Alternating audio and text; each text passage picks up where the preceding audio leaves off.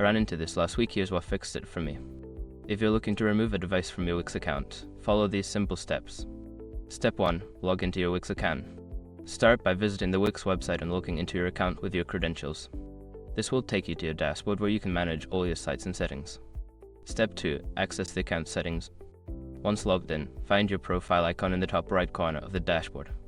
Click on it and then select Account Settings from the drop-down menu. Step 3. Navigate to the Devices section. In the Account Settings menu, look for the Devices section on the left sidebar.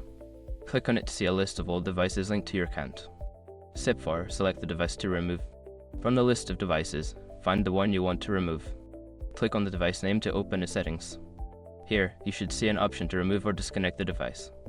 Quick gotcha, make sure you're not trying to remove a device that is currently active, as this may prevent you from completing the action. Step 5. Confirm the removal.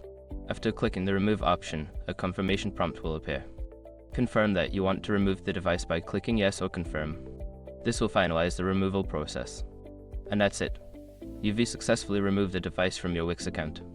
If you have any more questions or need further assistance, feel free to ask.